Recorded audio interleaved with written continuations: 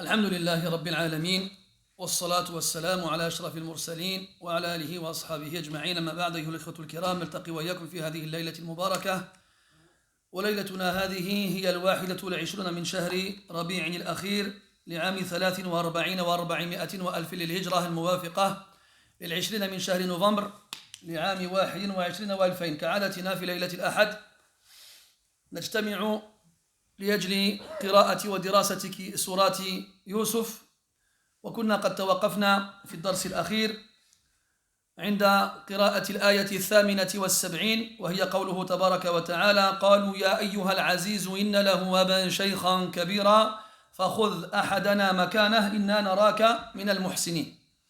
Mes très chers frères, nous nous réunissons dans cette 16e nuit du mois de Rabi' al-Akhir de l'an 1443, c'est-à-dire le 20 novembre 2021, comme chaque samedi soir, afin de lire ensemble la parole d'Allah subhanahu wa ta'ala et de l'étudier.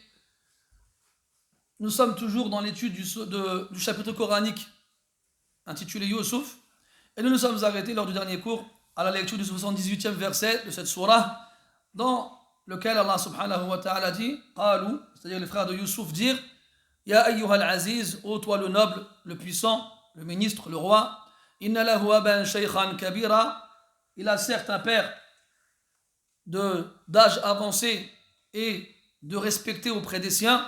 Fakhudh ahadana makanah, prends l'un d'entre nous à sa place. Inna naraka minal muhsinin, certes nous te voyons parmi les bienfaisants. بعدها يقول الله سبحانه وتعالى: قال معاذ الله أن نأخذ إلا من وجدنا متاعنا عنده إنا إذا لظالمون. والحوار لم يزل يجري بين يوسف وإخوته عليه السلام، فطلبوا منه أن يعفو عن السارق المزعوم، وأن يطلق سراحه، وأن يأخذ مكانه غيره. فاستعاذ يوسف عليه السلام من ذلك بالله سبحانه وتعالى، فقال معاذ الله. ومعاذ مأخوذ من العوذ، وهو مصدر الميم، والعوذ بالذال هو اللجوء والاعتصام من أمر مخوف ومحذور. وقد سبق بيان معنى هذا الكلام في آية أخرى. قال معاذ الله، ومعاذ منصوب على المفعولية المطلقة لفعل محذوف تقديره أعوذ، كقولك أعوذ بالله عياذا أو أتعوذ تعوذا إلى غير ذلك. معاذ الله، نعوذ بالله، نلتجئ إلى الله ونعتصم به أن نأخذ مكانه غيره، أو أن نأخذ إلا من وجدنا متاعنا عنده، لأنه حكمهم في أنفسهم وأخبروه أن القانون الجاري عندهم استرقاق السارق وجعله ملكا للمسروق. فقال معاذ الله، تعوذ بالله أن يأخذ سوى من وجد متاعه عنده. إنا إذا لظالمون، لو فعلنا هكذا ولو أخذنا غير المجرم وأخذنا مكانه من هو بريء من تلك الفعلة كنا من الظالمين، كنا ممن يجور في حكمه، وكنا ممن يضع الأشياء في غير موضعها، بحيث نأخذ البريء ونترك المجرم. Dans le verset suivant, le 79e, on est toujours dans cette discussion entre Yusuf alayhi salam et ses frères. Donc les frères lui ont demandé, après qu'ils aient vu de leurs propres yeux la coupe sortir des affaires de leur jeune frère, ils lui ont demandé une faveur. Est-ce que tu veux bien prendre un autre à sa place et le laisser rentrer auprès de son père? Il a attendu. Puis il leur répond: Ma'ad Allah. Ma'ad Allah, ça a le même sens approximativement que A'udhu billah. Et a'udhu, en arabe, on l'a déjà vu de nombreuses fois, c'est le fait de se réfugier auprès d'une chose ou de quelqu'un contre une chose que l'on craint. D'une chose que l'on craint. On a deux verbes en arabe. A'udhu et aloudhu. A'udhu billah, ça veut dire je me réfugie auprès d'Allah contre une chose que je crains, une chose mauvaise, une chose néfaste. Aloudhu, je me réfugie auprès d'Allah pour une chose que j'espère et que je convoite. La différence est là dans la chose. Est-ce qu'elle est bonne ou est-ce qu'elle est mauvaise? Ici, a'udhu, donc je me réfugie, je cherche protection, je cherche un rempart auprès d'Allah. Ma'adh. En arabe, il y a un certain tafannun, c'est-à-dire une diversité dans les termes pour éviter la lassitude de l'interlocuteur. Plutôt que de dire toujours a'udhu ou bien iyadhan, ma'adh. Et ma'adh et iyadh et a'udh ont le même sens. Ont le même sens. Ils ont juste des formes différentes, mais ces mots-là viennent tous du même verbe et ont tous le même sens. Après, pourquoi est-ce qu'il est mansoub? Parce que c'est le complément d'objet direct d'un verbe sous-entendu qui est le même que la base du complément. A'udhu iyadan. En français, ça fait un pléonasme. Comme quand tu dis je monte en haut, je descends en bas, ça ne se fait pas. En arabe, on va le faire dans le but d'appuyer, de confirmer le sens du verbe. En gros, c'est inconcevable qu'Allah me préserve, qu'Allah me protège de prendre quelqu'un d'autre que celui chez qui j'ai trouvé mes affaires. Ma'ad Allah, que la protection d'Allah me touche, à ce que je prenne que je prenne quelqu'un d'autre que celui chez qui j'ai trouvé mon affaire, la coupe. Et on se souvient que Yusuf alayhi salam leur avait laissé justement le commandement, le verdict, le jugement. Qu'est-ce qu'on va faire au voleur s'il est parmi vous? Alors chez eux, quel était le jugement, le verdict? C'est que le voleur devienne l'esclave du volé. C'est vous qui m'avez dit que faire, et maintenant vous voulez que je fasse autre chose? Comment est-ce que c'est possible? Et ne pas juger selon les lois est de l'injustice. C'est pour ça qu'il a fini par dire Inna idhan la zalimun. Nous serions alors des injustes. Wa zalim, c'est celui qui met les choses ailleurs qu'à leur place, à la place qui leur revient. Ça zulm. Donc s'il y a une loi, que cette loi-là, elle est délaissée pour faire autre chose, c'est du zulm, c'est de l'injustice.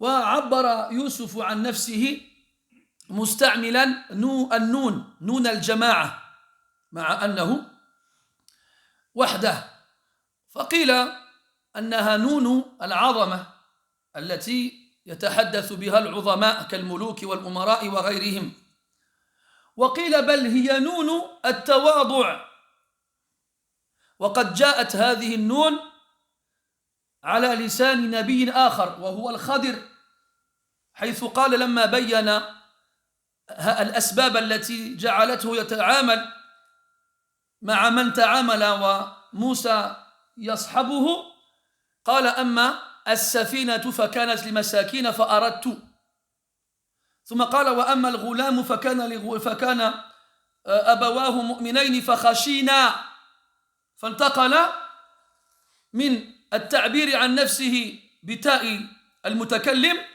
إلى ناء المتكلمين إشارة إلى أن هذا الأمر ليس من عنده وإنما هو ممتثل له لذلك تواضع عندما عبر عن نفسه وهكذا فعل يوسف عليه السلام والعلم عند الله تبارك وتعالى. Puis on constate ici que Yusuf alayhi salam, lorsqu'il s'exprime, il emploie le pronom du pluriel, la première personne du pluriel, le fameux nous. Nous qu'on connaît en français sous le nom du nous de la majesté. Et comme on le sait ici, Yusuf alayhi salam, c'est un ministre, un roi, une personne importante. Et depuis toujours, les personnes importantes se servent de ce pronom-là pour parler d'eux-mêmes. Mais certains savants ont dit au contraire qu'il s'agissait du nous de la modestie et pas le nous de la majesté. Notamment lorsque l'on veut parler de soi-même en mettant sa personne à une place importante.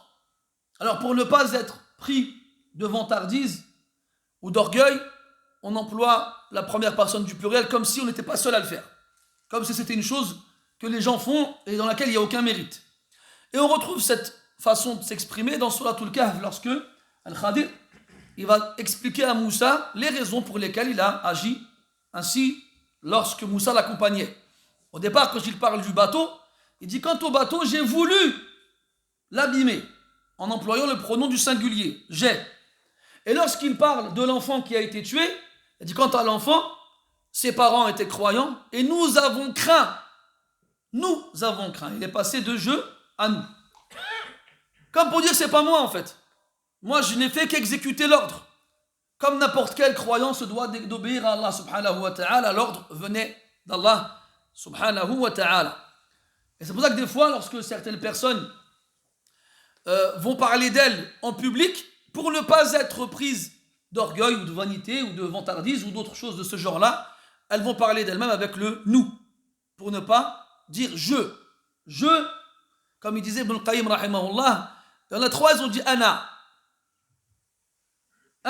khayrun, enfin ana inni indi, ana c'est Iblis quand il a dit ana khayrun minh. Puis à Pharaon il a dit ana li indi alaysa li mulku misra wa hadhihi al-anharu tajri min tahti. N'ai-je pas le royaume de l'Égypte? Il a dit li et indi c'est Qaroun. قال إنما أوتيته على علم عندي. Ces trois mots évite-les comme la peste. Ana li wa indi. Moi j'ai et je possède. Bon, je possède en français, c'est un peu pareil. Ala kulli hal, évite les phrases qui commencent trop par je. Hein? C'est le genre de phrase qui indique que ta personne elle a de l'importance à tes yeux et ce n'est pas une bonne chose. Ala kulli hal. Et enfin, donc comme on a dit tout à l'heure, le fait pourquoi il finit en disant inna idhal la zalimun, nous serions alors parmi les injustes, c'est-à-dire que celui qui punit l'innocent à la place du coupable, il a été injuste. Donc l'injustice ici, elle se fait de deux façons.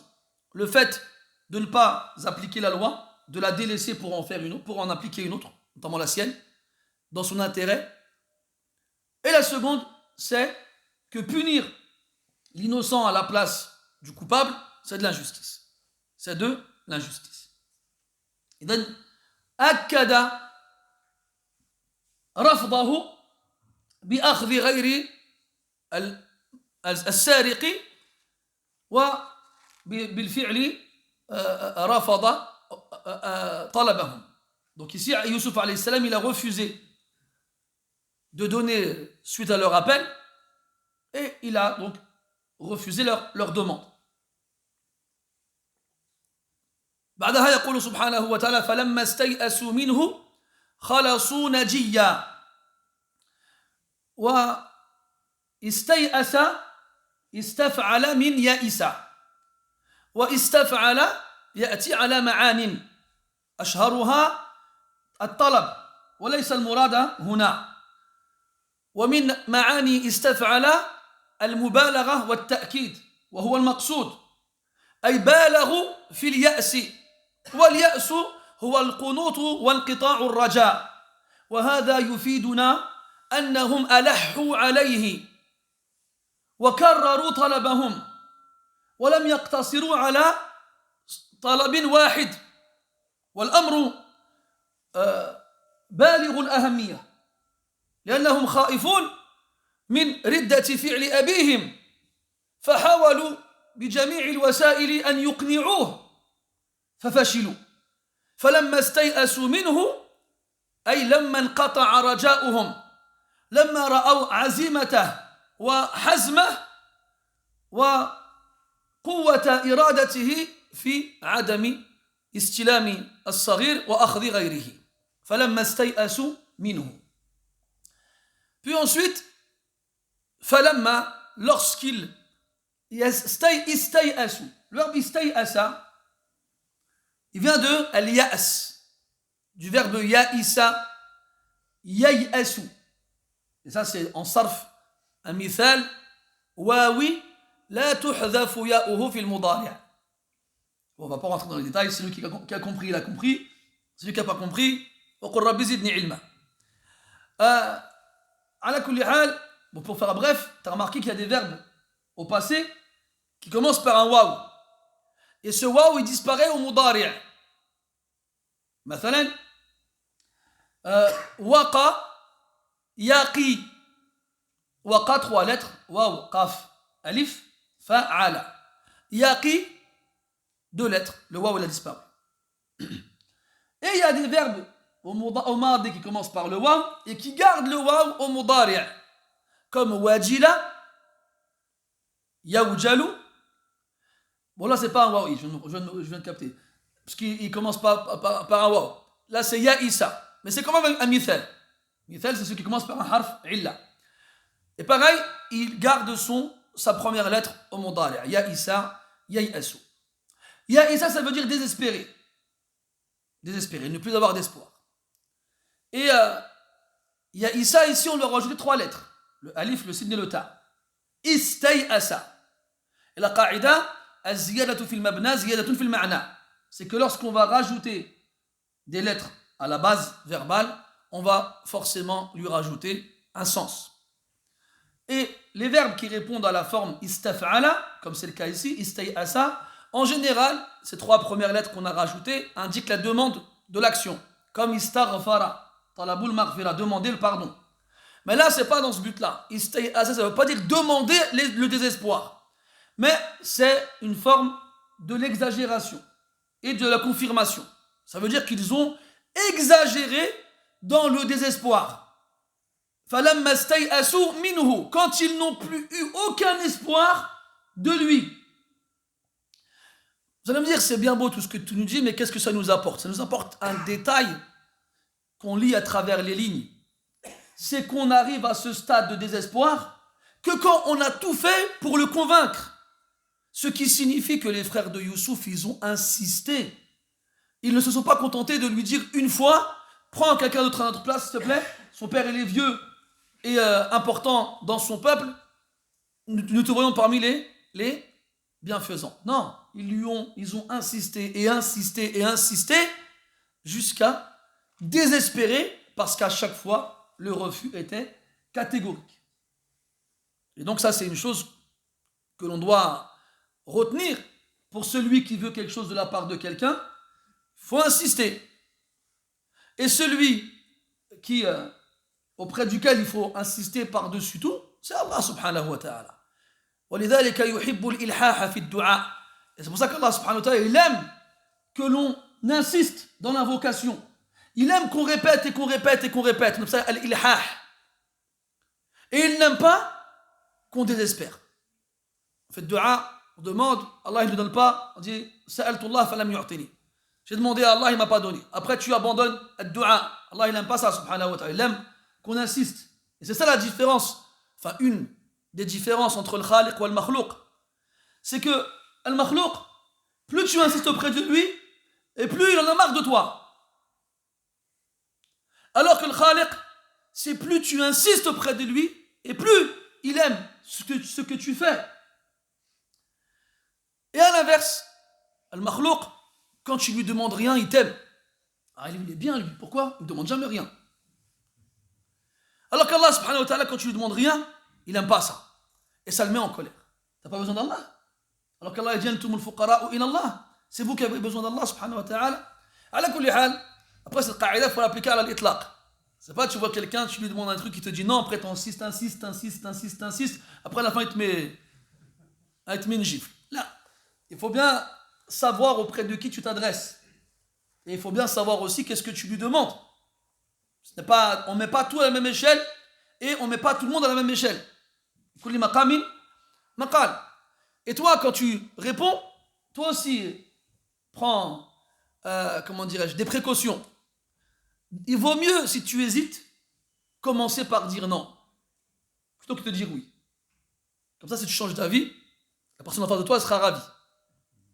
Alors que si tu dis oui, après tu changes d'avis, tu dis non, non. Il disait, je ne sais plus comment il s'appelle le poète, il disait, qu'est-ce qu'il disait?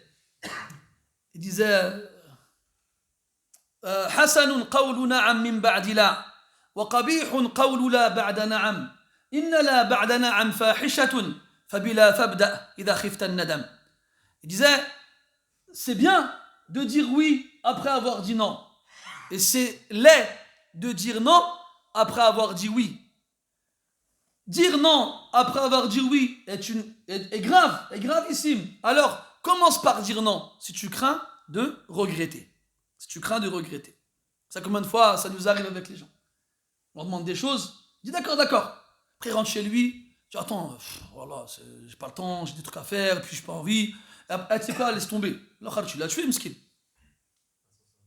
Dis-lui non directement. Dis-lui non.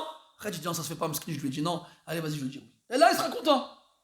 Taïb, ascenseur émotionnel, c'est ce que tu as dit. Non? C'est ce que j'ai entendu, ouais. C'est ça, exactement. على كل حال فلما استيئسوا منه انقطع رجاؤهم فيه. Ça y est, ils n'ont plus eu aucun espoir en lui. Et tu ne peux pas ne plus avoir d'espoir envers quelqu'un après qu'il t'ait dit non une seule fois. Non, c'est au bout de je ne sais combien de fois que tu finis par désespérer. خلصوا نجيا. خلصوا أي اعتزلوا أو اعتزلوا القوم وانفردوا فيما بينهم من غير أن يخالطهم غيرهم. نجية أي يتناجون فيما بينهم. يتناجون فيما بينهم. والنجي بمعنى المتناجي وبمعنى النجوى وكذلك له معان أخر مذكورة في القرآن ومنها قوله تبارك وتعالى وقربناه نجيا إلى غير ذلك. المهم النجي هو المتناجي والمقصود بالتناجي هو المحادثة إذا كانت سرا. المحادثة بين الناس أو بين القوم إذا كان ذلك سرا هذا هو التناجي. وقال أهل العلم أن هذا الجزء من الآية من الإعجاز القرآني البلاغي حيث تضمن معنى كبيرا في كلمتين خلصوا نجيا. وهذا لا يفهم هذا ولا يتبين له ذلك إلا من كانت له باع طويلة في لسان العرب. فلما استيئسوا منه خلصوا نجيا. خلصوا نجيا, ça veut dire ils se sont isolés pour se parler entre eux discrètement et secrètement. خلصوا من الخلوص وهو الصفاء من الأخلاط. خلصوا, ça vient du verbe, enfin ça vient du mot, pardon, du nom خلوص. C'est lorsqu'une chose elle est totalement pure de quoi que ce soit d'étranger. Quand dans un corps il n'y a rien d'étranger qui vient se mélanger à lui. Et ici, khalassou, c'est-à-dire qu'ils se sont, ils n'avaient plus aucun espoir envers lui, ils se sont isolés, les frères de Youssouf, entre eux, ils ont quitté l'endroit, ils ont quitté Youssouf, ils ont fait attention à ce qu'il n'y ait personne avec eux, ils ne soient qu'entre eux. Et lorsqu'ils se sont retrouvés ensemble, seuls, ils se sont parlé doucement, ils ont fait des messes basses, tanajaw. Ils se sont parlé discrètement. Donc ils ont attendu qu'il n'y ait personne. Et même quand il n'y avait personne, ils ont parlé doucement. Khalassou najiya. Et vous savez, les ulama, ça c'est une chose à laquelle malheureusement beaucoup d'entre nous, moi le premier, sommes étrangers. Ils ont dit ces deux mots-là, ils font partie du défi dans le Coran, ce qu'on appelle l'i'jaz. Non. L'i'jaz, c'est quoi? C'est quand tu rends les autres incapables de faire comme toi. Dans le Coran, Allah Ta'ala, il a défié justement toute l'humanité, et même les djinns avec, de ramener un verset comme celui du Coran. Un seul. Et au moment où ce défi il est lancé, on s'adresse aux Arabes qui maîtrisent la langue arabe d'une puissance sans portée. Non, avec une grande portée. Bon, t'as compris. Et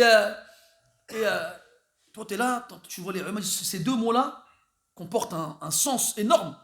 Ils te font comprendre des choses extraordinaires. C'est comme si tu avais un écran qui te montrait en direct ce qu'ils sont en train de faire, avec deux mots. Khalasu Najiya. Mais moi, toi, dont malheureusement, enfin moi, je parle pour moi, vous, je sais pas, dont la compréhension de la langue arabe, elle est limitée, elle est restreinte, ça ne nous parle pas malheureusement.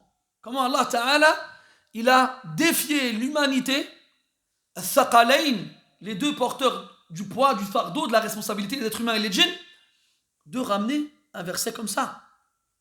Je dis, ouais, bon, pourquoi pas, peut-être. Mais les vrais Arabes à l'époque, ils lisaient des choses comme ça. Ils disaient, ça, on peut pas, ça. Ça, c'est au-dessus de notre force, ça. Ça, c'est pas la parole d'être humain. Combien de poètes, combien d'orateurs, ils ont entendu le Coran? C'est pas la parole d'un être humain, ça. Nous, on maîtrise l'arabe mieux que personne, on peut pas dire des phrases pareilles. Et malheureusement, nous, ça nous parle pas, un i'jaz. Alors qu'est-ce qu'on fait? On va chercher des problèmes mathématiques dans les versets du Coran. Ou bien des vérités scientifiques. C'est pas ça l'I'jaz. Le I'jaz, il est dans le balagha, dans la rhétorique coranique, dans l'expression, dans le style verbal. C'est là-dedans que le I'jaz il réside, pas dans autre chose. Le reste, c'est bien, mais c'est pas ça. L'I'jaz. Ala kulli hal, khalasu najiya, donc ils se sont isolés, ils se sont retirés, ils se sont retrouvés seuls. Et quand ils se sont retrouvés seuls, ils se sont parlé les uns les autres discrètement, secrètement. خلصوا نجية. قال كبيرهم اختلف أهل العلم في تعيين الكبير على قولين فمنهم من قال أن الكبير هو الكبير في العقل والعلم وليس أكبرهم سنا فقالوا اسمه شمعون وقيل وهو قول الجمهور أن المقصود بالكبير أكبرهم سنا واسمه روبيل وهو الذي نهى إخوته في أول القصة عن قتل يوسف وهو الذي أشار إلى إلقائه في الجب وهذا هو المتعين وهو الذي رجحه ابن جرير رحمه الله تعالى في تفسيره قال كبيرهم le grand parmi eux le plus grand d'entre eux le kabir le grand. De qui s'agit-il? Il y a deux avis, deux hypothèses à ce sujet-là. La première, c'est que c'est le grand dans la sagesse et la science. Et dans les frères de Youssouf, celui qui a cette caractéristique-là, c'est un d'entre eux qu'on appelle Sham'oun. Et le deuxième avis, qui est l'avis majoritaire, c'est qu'il s'agit du plus grand en âge, qui est Roubil. Et Roubil, c'est lui, au passage, qui avait interdit à ses frères, au début de l'histoire, de tuer Youssouf. L'un d'entre eux a dit La taqtulu Youssouf, ne tuez pas Youssouf. Mais plutôt, jetez-le dans les profondeurs du puits. Et l'avis majoritaire, il réside dans cela.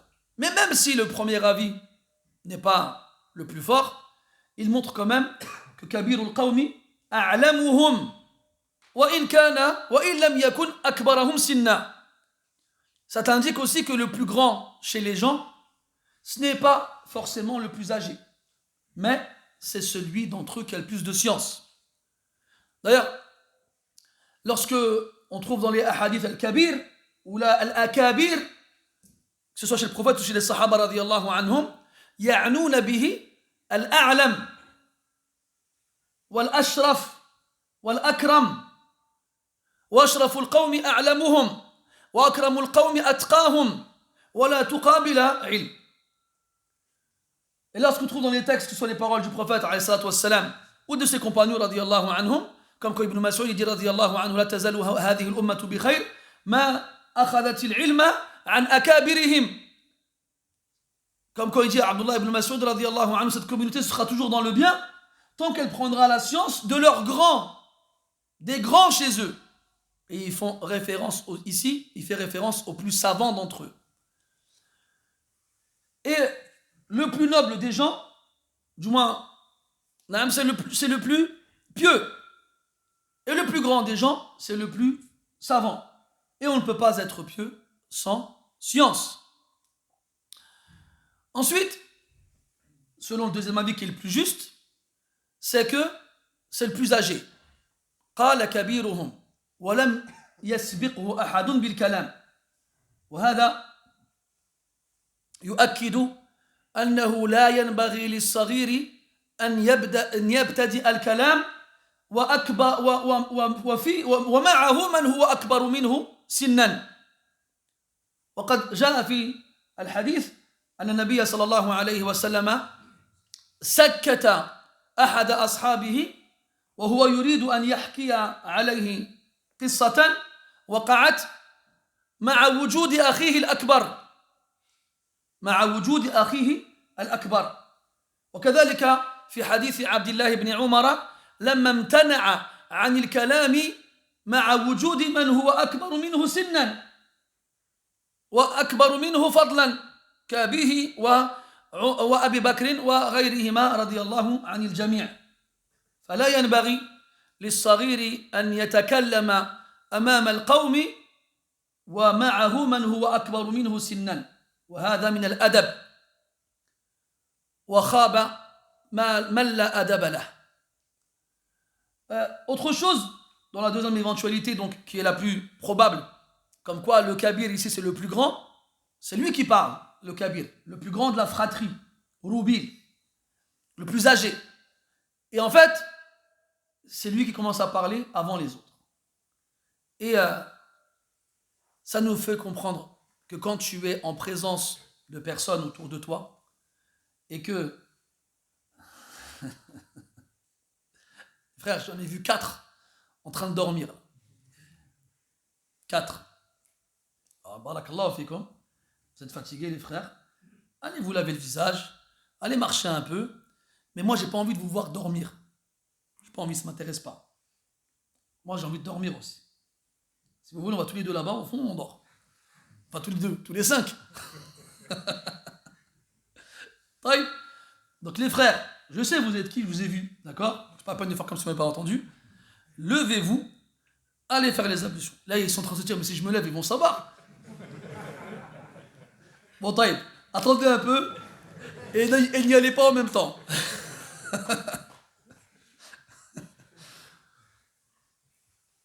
Et là les autres sont en train de se dire, c'est qui? Attends, je vais voir c'est qui. Vous me regardez vous, enfin vous me regardez moi, pardon, et vous ne vous retournez pas, c'est quelqu'un qui se lève. Taïb. Qu'est-ce que je disais? Fouad, qu'est-ce que je disais? كبيرهم كاكا تحك معايا تحك عبد الغني أين. Donc le plus grand il parle en premier. Donc soit ça t'apprend quoi ça? Que quand tu es en groupe, quand tu es en présence d'autres personnes et tu sais qu'il y a des gens plus âgés que toi, tais-toi. Ne parle pas. Laisse le plus grand prendre la parole en premier. Et ce comportement, on le retrouve dans la sunna, dans une histoire qui est arrivée à 3 compagnons. Un d'entre eux, il a été tué. Ils ont retrouvé son cadavre, sans savoir qui l'avait tué. Alors, un des 2 qui restait, c'était son frère, celui qui a été tué. Il a été chercher son autre frère, qui n'était pas présent, et ils ont été voir le prophète pour lui raconter ce qui s'est passé. Et c'est celui qui était présent, celui qui a trouvé le cadavre de son frère. Lui, il était là.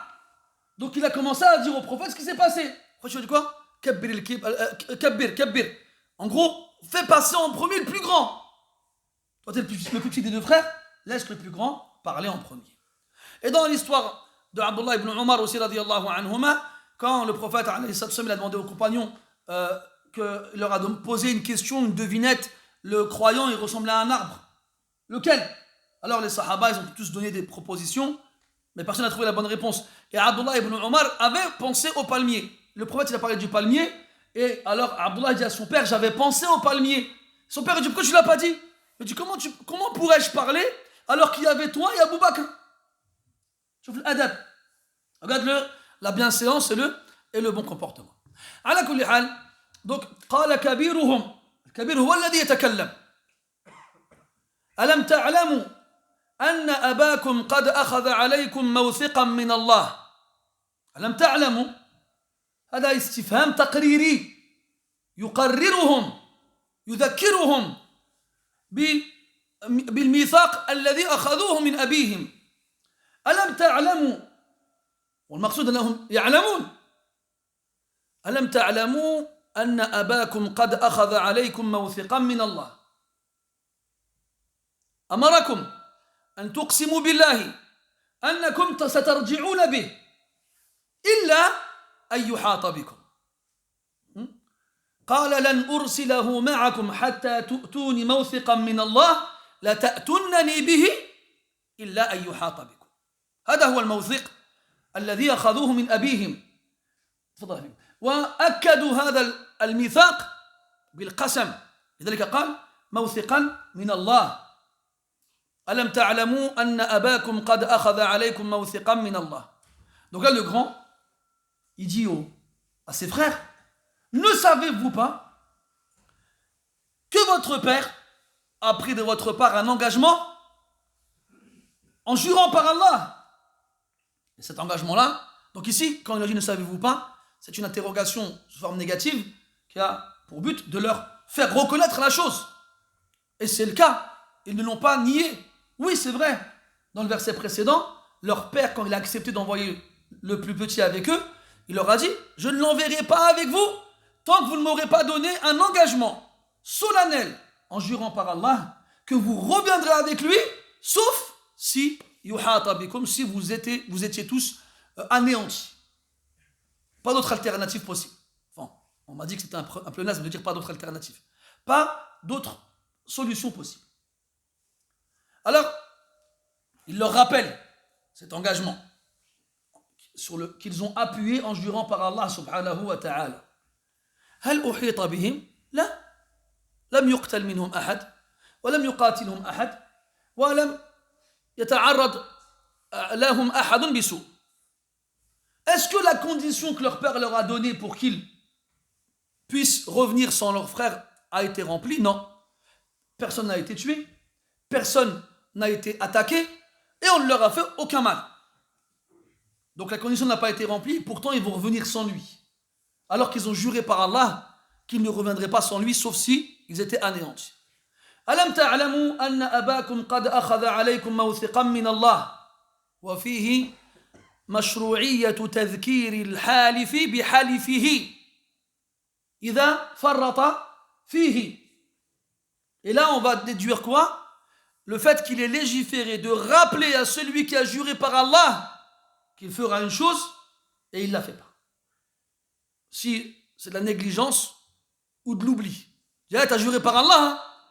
Tu dois lui rappeler.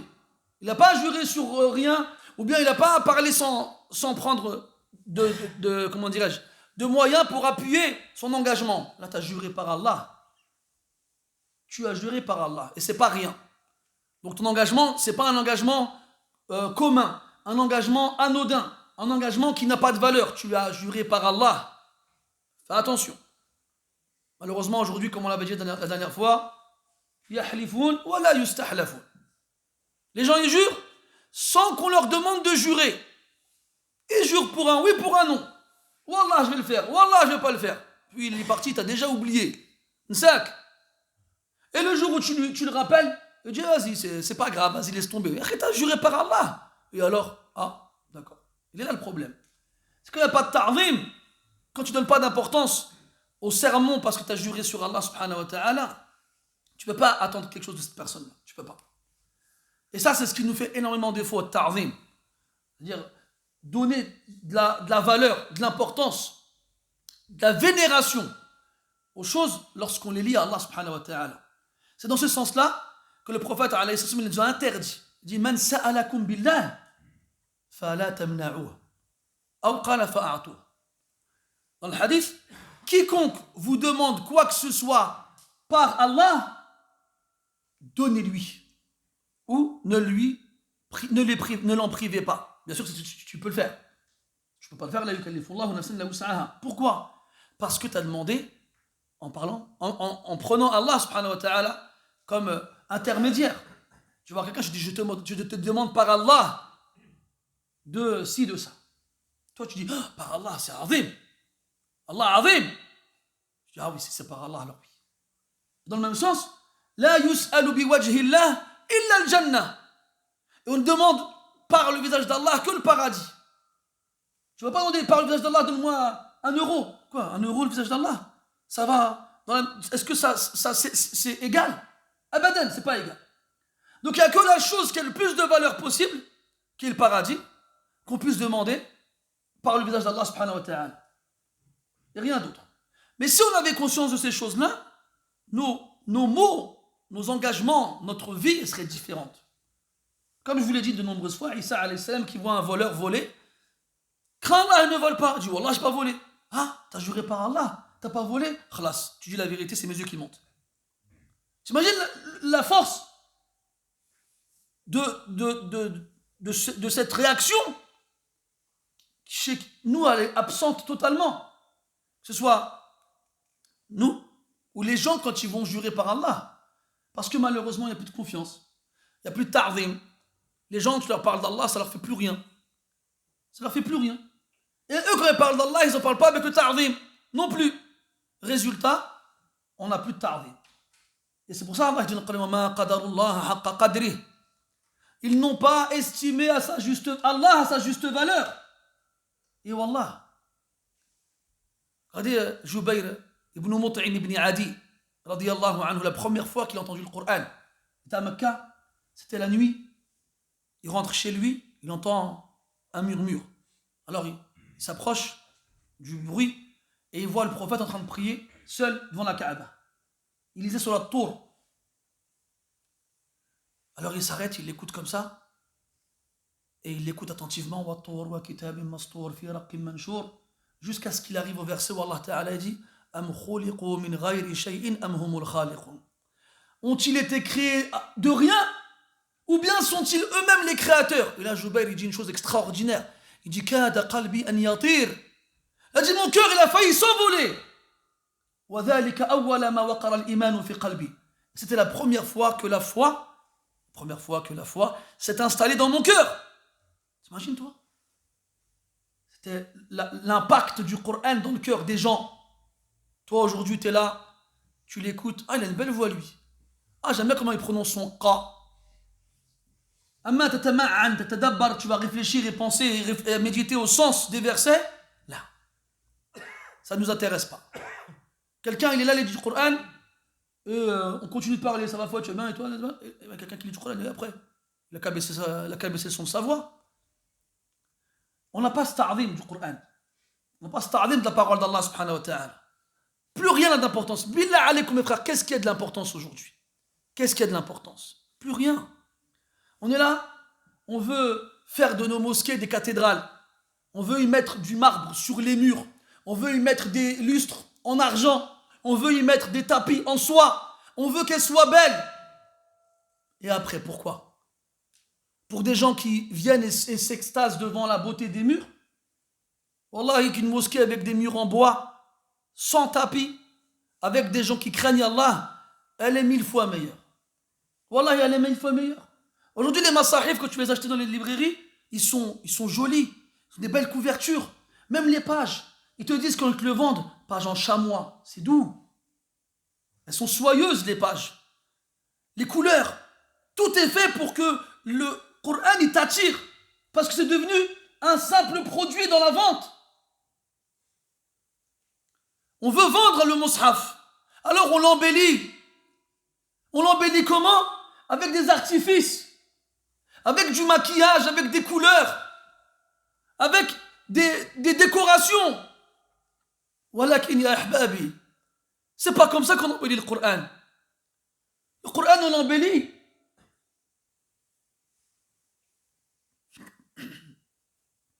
Le Coran, on l'embellit quand on le lit tous les jours, quand on le récite par cœur, quand on se lève la nuit pour prier avec. On l'embellit quand on l'applique. C'est ça qui doit nous attirer dans le Coran. C'est pas parce qu'on a mis certains mots en rouge ou certaines règles de lecture en vert ou parce qu'on a mis des couleurs en or ou autres. Là. Mais comme il y en a qui veulent vendre, alors ils sont prêts à tous les artifices possibles. Wallah, j'ai vu des masahif avec des couleurs sur chaque hizb ou là, chaque juz, ce qui fait que le Coran, tu l'as, il y a toutes les couleurs dedans, on dirait un arc-en-ciel, on dirait. Une fois, j'étais dans une librairie, j'ai vu des Corans en rose. Pourquoi vous mettez du rose sur la couverture? Ils disaient, les femmes, elles aiment bien. Ça devenait l'argument de vente. À ce point-là, on est devenu aussi vite. À ce point-là, mes frères, les musulmans sont descendus aussi bas. Ils ont besoin qu'on leur embellisse le Coran pour l'acheter. Quand ils veulent un Coran, ils regardent dans les rayons comme ça et ils choisissent le plus beau. Ah, il est joli celui-là. Il ira bien avec mon papier peint. Subhanallah. À ce point-là, le Coran, il n'a pas d'importance. Et c'est pour ça, mes frères, que quand on va dans les mosquées, quand on écoute les sermons du vendredi, quand on nous parle d'Allah, il n'y a aucune réaction, il n'y a aucune suite. Parce que le cœur, il est mort. Il n'y a plus rien. Il n'y a plus rien. Wa inna lillahi wa inna ilayhi raji'un. Tu dis à quelqu'un Allah, il dit allez après. Il y en a, il vient, il va te jurer par Allah pour justifier un truc haram qu'il a fait. Il a vendu des trucs illicites ou il a fait des choses illicites. Je ne le crois pas. Dis wallah, je l'ai fait. À ce point-là, Allah, il n'a pas de valeur à tes yeux, à ce point-là.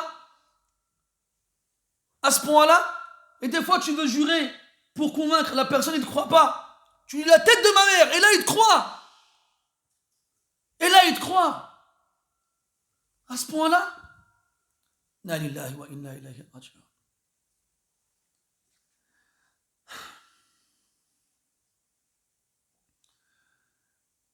ألم تعلموا أن أباكم قد أخذ عليكم موثقا من الله ومن قبل ما فرطتم في يوسف أي ومن قبل بني الظرف على الضم لحذف المضاف إليه وقصد معناه كما هو معلوم والمقصود من قبل ذلك ومن قبل ذلك أي ومن قبل ذلك أي ترككم أخاكم يسترق ما فرطتم في يوسف وما هنا مصدرية والمقصود والتقدير ومن قبل ذلك تفريطكم في يوسف ومن قبل ما فرطتم في يوسف. Puis il continue. Le grand frère a leur rappelé leur engagement. Il ne leur rappelle pas seulement l'engagement qu'ils ont pris auprès de leur père pour Youssouf, pour Binyamin, mais il leur rappelle aussi l'engagement qu'ils ont pris auprès de leur père pour Youssouf. Ça fait 2 fois que vous faillissez à votre engagement, que vous échouez dans votre engagement. Là, vous avez pris un engagement. Votre père a pris un engagement de vous. En vous en jurez par Allah, vous avez échoué. Et avant ça, vous aviez échoué aussi, vous aviez été négligent. Ma farrattum, tafrit, la négligence, fi Youssouf. Et avant cela, votre négligence dans Youssouf. En gros, ce ma'touf, il a ma qablahu. Alam ta'lamu anna abakum qad akhadha alaykum mawthiqan min Allah wa alam ta'lamu min qabli dhalika tafritakum fi Youssouf. Il leur rappelle aussi la négligence qu'ils ont eue envers leur frère, Youssouf, alayhi salam. Et ça prouve que celui qui est en train de leur parler n'était pas d'accord avec eux quand ils ont voulu le tuer. Et ça nous ramène au début de l'histoire. قال قائل منهم لا تقتلوا يوسف. Et ça appuie qu'il s'agit bien du plus grand et pas du plus savant. ومن قبل ما فرطتم في يوسف. Et avant cela, votre négligence vis-à-vis de Youssouf alayhi salam. Donc là, il leur rappelle ces 2 engagements et ces 2 négligences. Quand bien même elles ne sont pas égales. Parce que là, avec Binyamin, ce n'est pas leur faute. Ils ne le savaient pas. Ils ne lui ont rien dit. Ils ne l'ont pas vu. Mais leur première erreur va entraîner leur culpabilité même s'ils sont innocents. Et d'ailleurs, on va en reparler après. وَمِنْ قَبْلُ مَا فَرَّطْتُمْ فِي يُوسُفَ فَلَنْ أَبْرَحَ الْأَرْضَ حَتَّى يَأْذَنَ لِي أَبِي أَوْ يَحْكُمَ الله لي. فلن أبرح أي فلن أزال مقيما، والخبر محذوف تقديره مقيما. فلن أبرح، وبرح يبرح بمعنى زال، وإذا تقدمه نفي دل على الإثبات. فلن أبرح أي لن أزال مقيما، أي سأقيم بهذه الأرض ما لم يأذن لي أبي بمفارقتها. فلن أبرح الأرض، والأرض هنا يراد بها مصر، يراد بها مصر. فهو يخبر إخوته أنه لن يفارق هذه الأرض التي هو فيها، وهي أرض مصر، وهي أرض مصر. لماذا؟ لاستحيائه من أبيه أن يرجع إليه وقد خالف أمره. هكذا ينبغي أن يعمر، تفضل أخي، أن يعمر الحياء قلب المسلم. إذا أخذ أحد منه موثقا فلم يقم به. أما أن تقوم بين يديه بوجه كله جرأة كأنك لا تعبأ بما فعلت، فهذا عين سوء الأدب. فلن أبرح الأرض حتى يأذن لي أبي، يعني حتى يأذن لي أبي بالرجوع إليه وإن لم يكن معي أخي الصغير. حتى يأذن لي أبي أو يحكم الله لي. وهنا قال المفسرون أو يحكم الله لي، أي يقول أنا أردت شيئا وأعلم أن الله تبارك وتعالى هو الذي يدبر شؤون خلقه، وهو الذي إذا قال شيئا أو إذا قال لشيء كن كان، وهو الذي لا رد لحكمه أو لا رد لأمره ولا معقب لحكمه. فإذا أردت شيئا وأراد الله تعالى غير ذلك فكان ما أراد الله تبارك وتعالى مقدما. فهنا يشير إلى أن الإنسان مهما أراد ومهما عزم عليه فلا بد أن يبقى في ذهنه أن الحكم لله أولا وآخرا، وأن الأمر لله من قبل ومن بعد. فإذا أردت شيئا فلا تنسى هذا أبدا. أو يحكم الله لي، وقيل بالسيف، أي أنه عازم على محاربة من أخذ أخاه واسترجاعه بالقوة. فإذا عجز عن ذلك استطاع أن يقول أحيط بي، استطاع أن يقول أحيط بي، واستطاع أن يرجع إلى أبيه لما توفر فيه الشرط الذي وضعه أبوه عندما أخذ منهم الميثاق. Puis Roubil continue son exposé à ses frères et leur dit فَلَنْ أَبْرَحَ الْأَرْضَ حَتَّى يَأْذَنَ لِي أَبِي أَوْ يَحْكُمَ اللَّهُ. Quand tu lis en Hafs et que tu essaies de lire ce verset en Warsh, c'est dur. Parce qu'il y a Tashil, il y a plus de Hamza. فَلَنْ أَبْرَحَ الْأَرْضَ حَتَّى يَأْذَنَ لِي أَبِي أَوْ يَحْكُمَ اللَّهُ لِي. Si tu t'es habitué à lire en Hafs et que tu passes à Warsh, c'est le hal chouïa. Et là, Warsh, mashallah, ceux qui sont habitués à lire en Warsh, ils n'ont pas trop de problème à lire ce verset en Hafs. C'est pour ça que certains Qurra, ils disent commence par les lectures les plus dures, les autres après elles seront faciles. Alors que si tu prends les lectures les plus simples, les autres après elles seront dures. Ça c'était une parenthèse pour al-muhtammin bil qira'at. Wa a'lamu anna fikum kathiran minhum alaysa kadhalik qulu bala. على كل حال فلن أبرح Bariha, en arabe, c'est une des sœurs de Kana, ou Akhawatuha, pour ceux qui ont fait un peu de nahu. Hein? Kana, Asbaha, Msadha, ila akhirihi. Puis on a les Mazala, wa ma Fatiha, wa man Fakka, wa ma Bariha. Puis il y a Madama. Madama, il est tout seul. C'est plus ma al-Nafiya. Pour ceux qui connaissent la différence. Tu la connais, Badra? Bah oui, mashallah. Ala kulli hal, ma dama, non, pardon, ma zala, wa man fakka, wa ma fati'a, wa ma bariha, ces 4 expressions ont le même sens. On va traduire ça en français par je ne cesserai de. Je ne cesserai de. Falan abraha al-arda. Le problème, c'est qu'ici, il manque une partie de la phrase. Les Arabes, ils aiment bien réduire au maximum et enlever les mots qui servent à rien. Enfin, ils ne servent pas à rien, mais qui seront compris d'emblée. L'interlocuteur va comprendre la phrase, même si tu enlèves ce mot-là. Même si tu enlèves ce mot-là. Par exemple, si je dis à Laïdine devant moi, donne-moi un verre. Il ne va pas se dire, il veut un verre de terre. Ou bien il veut un verre vide. Il veut un verre avec quelque chose dedans. D'accord? Donc, c'est même en français, on le fait, on va enlever les mots qui vont être compris d'emblée. Donc, donc ici, il manque le khabar, ce qui va informer sur le sujet, qui est muqiman. En gros, je ne cesserai d'être résident dans cette terre. Ce n'est pas sa terre d'origine. Lui vient de Canaan. Il est au Sham. Et là, ils sont en Égypte. En gros, il leur dit quoi? Je ne quitterai jamais cette terre. Je ne la quitterai plus. Je resterai ici. Et quand il dit cette terre, il parle de l'Égypte. Falan abraha al-arda, la terre.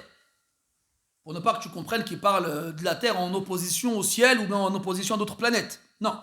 Là, il fait référence à une terre en particulier. Parce qu'on a le al qui définit la terre en question. Et à quelle terre il fait référence? À celle qui vient à l'esprit de ceux à qui il s'adresse. La terre où ils sont actuellement, c'est l'Égypte. Falan abraha al-arda, je ne quitterai pas cette terre. J'y resterai tout le temps. Et la particularité de ce verbe-là, c'est qu'il est précédé par un élément qui indique la négation, mais le sens, c'est l'affirmation. En gros, tu diras, je ne quitterai pas cette terre, mais en fait, ce qui veut dire, c'est je resterai ici. Je resterai ici. Je resterai sur cette terre-là.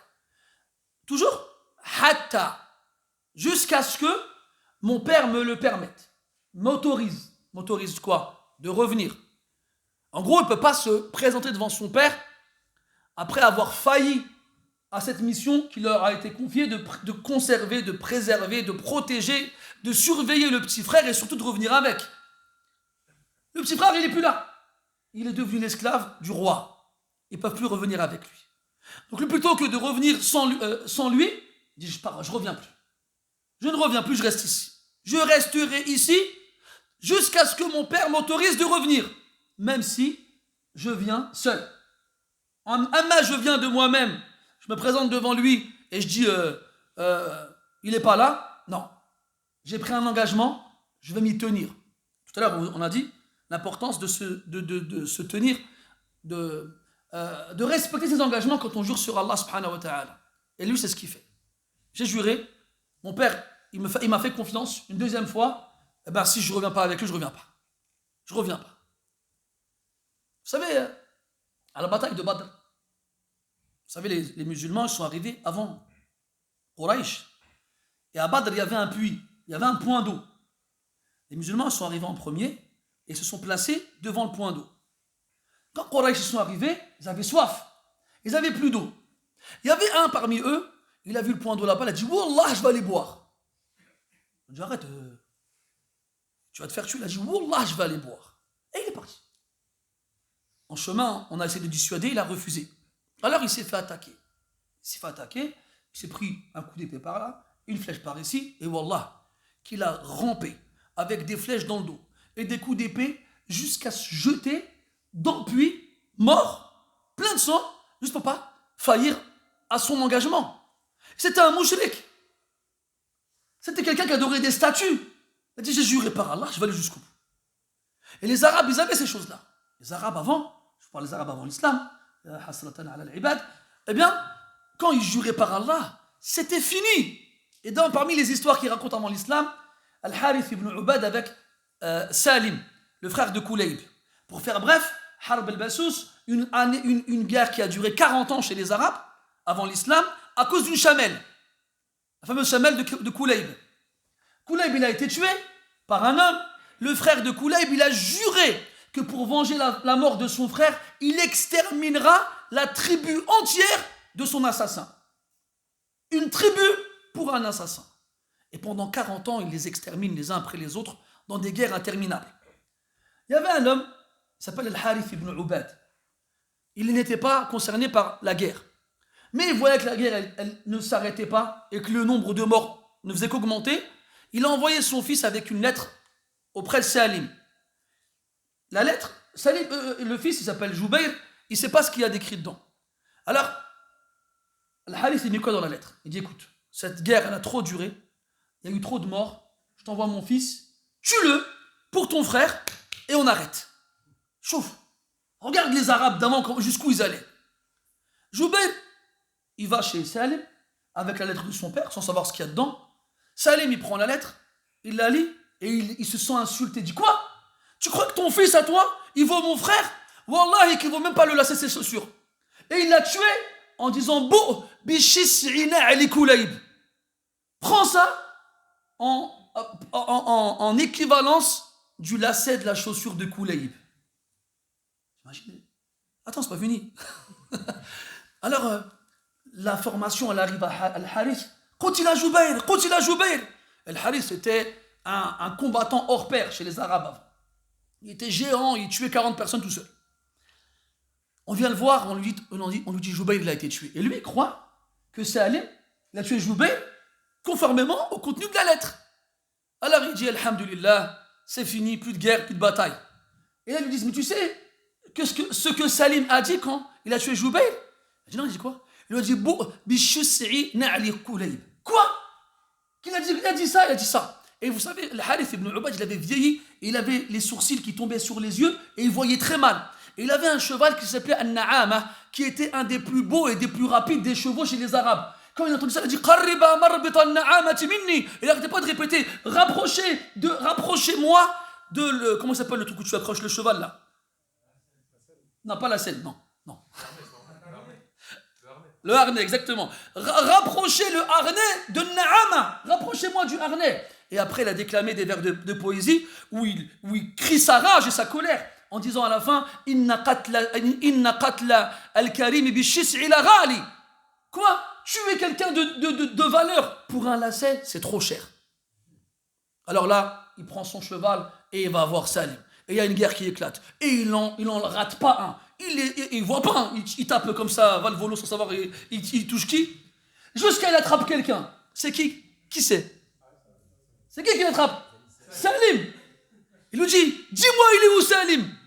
Parce qu'il voit pas. Il a les sourcils comme ça devant lui, il voit pas les gars qui devant lui. Dis-moi il est où Salim?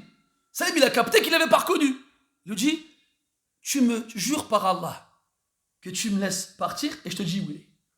Il dit Wallah, c'est là un mahal al-shahid. Wallah, anta fi amnin minni in dalaltani alay. Allahu akbar. Il dit Wallah, que je te mets en sécurité de moi si tu me dis il est où. Il est fait ana huwa. Il dit c'est moi. Et lui crie il crie, il fait un hurlement de désespoir parce qu'il a juré. T'imagines toi? T'aurais fait quoi toi? Allez vas-y Wallah, tiens. Hein? T'imagines? Wallah, il a dit. Il a laissé partir. C'est des gens, ils adoraient des statues, mes frères. C'est des gens qui ne connaissaient pas le Coran. C'est des gens, ils n'ont pas vu le prophète. Ils ne l'ont pas entendu. On ne leur a pas parlé de cette loi divine. Et regardez comment ils s'en tenaient à leur serment. Toi, tu viens, Wallah, vas-y. J'ai dit Wallah pour qu'ils me laissent tranquille, mais t'inquiète. On est comme ça, nous. Wa inna lillahi wa inna ilayhi raji'un. Falan abraha al-arda hatta ya'dhana li abi. Tant que mon père ne m'a pas permis de partir, je resterai ici. J'ai juré. Je ne bougerai pas d'ici. Maintenant, quand tu jures, toi, rappelle-toi de ça. Quand tu jures par Allah, rappelle-toi de sur qui tu as juré et pourquoi tu jures. Allah azim, la yuqsamu bi'azim illa ala azim. Et wallah, Allah c'est le plus grandiose. ne jure par le plus grandiose que pour des choses grandioses. Regarde dans le Coran, quand Allah il jure sur certaines de ses créatures, il ne jure que sur des choses grandioses, pour des choses grandioses. Prends-en note. فلن أبرح الأرض حتى يأذن لي أبي أو يحكم الله لي. Ou qu'Allah juge pour moi. Et là, les savants, ils évoquent deux sens à cette parole-là. La première, c'est qu'il met son intention en opposition avec le jugement d'Allah subhanahu wa ta'ala. En gros, il est en train de te dire, quelles que soient mes décisions, quels que soient les engagements que je prends, eh bien, ce sera toujours Allah qui jugera, qui décidera de ce qui arrivera. Toi, tu es là, tu te projettes dans l'avenir, tu fais des plans, je vais faire ça, et je vais faire ci, et je vais faire ça. Et Allah, depuis longtemps, il a déjà tout planifié. Il a déjà tout décrété. Et le jugement d'Allah Ta'ala, il est irrévocable. Quand Allah Ta'ala, il décide d'une chose et qu'il l'ordonne, personne ne peut venir et dire non, ça ne sera pas comme ça. Wallahu yahkumu la mu'aqqiba li hukmih. Allah il juge, il n'y a personne qui peut venir après et dire non, personne. Quand Allah, il a la décision en premier et en dernier. Ala lahu al-khalqu wal-amr, lillahi al-amru min qabl wa min ba'd. C'est à lui que la décision revient avant et après. Donc en fait, toi, quoi que tu fasses, même si tu as toutes les cartes en main, tu as tout calculé, tu as tout planifié, au millimètre près. Tu es sûr et certain que ça va se passer comme tu le veux. Non, mon frère. N'oublie jamais qu'Allah tabaraka wa ta'ala, c'est lui qui a la décision, supérieure. C'est lui qui décide. C'est lui. C'est lui qui choisit.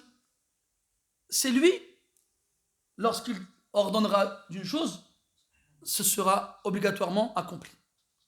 Donc garde ça en tête. Et si tu l'oublies, et que tu fais les choses en question, c'est comme quelqu'un, il est amoureux d'une femme, toujours des exemples avec t'as vu, il est amoureux des femmes. Il est amoureux d'une femme, il va voir le père de la femme, il lui dit, écoute, tu veux te marier avec ma fille? Reviens avec un CDI, une Rolex et un Porsche Cayenne. Hein? Et lui, Mskin, il travaille à l'intérim, il a une 205, il n'a pas de Rolex, il a une Swatch. Ça existe encore les Swatch? Mais lui, il est amoureux, il veut se marier. Ça y est, il pense qu'à elle, il ne vit que pour elle. Alors, il retourne à l'intérim et il prend 3-4 missions par jour. Hein. Chacune 8 heures. Une fois 4, 24. Comme ça, il dort à l'heure de la pause. Il travaille.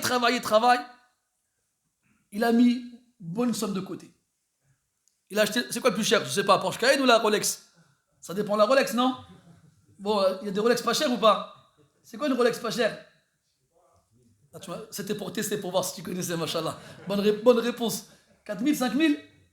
30 000? Sérieux? On va dire 30 000, yallah. Et c'est combien Porsche Cayenne? Pareil? 36? 6 000? 60 000? D'accord. Ah là, il connaît Porsche Cayenne. Inch'Allah. Alors que il met, yallah, 100 000 euros. Il achète la montre, il achète la Porsche Cayenne. Après, voilà, il trouve un CD. Ça y est, il arrive devant le papa et dit, Ammé, c'est forcément Ammé, hein. Et il lui fait, voilà. Il a Ammé, j'ai tout ce que tu m'as demandé. J'ai le CDI, la Porsche Cayenne et la Rolex. Il fait, Oulidi, smahli ya benti, ma tsadli là. Oh, t'imagines toi? Il dit, Oulidi, excuse-moi, ma fille va mourir cette nuit. Allahu Akbar, je me suis tué à l'intérim. Je me suis serré la ceinture parce qu'il a la Porsche Cayenne et il a la montre Rolex, mais il a perdu 30 kilos parce qu'il mangeait plus rien. Eh ouais, donc, quoi?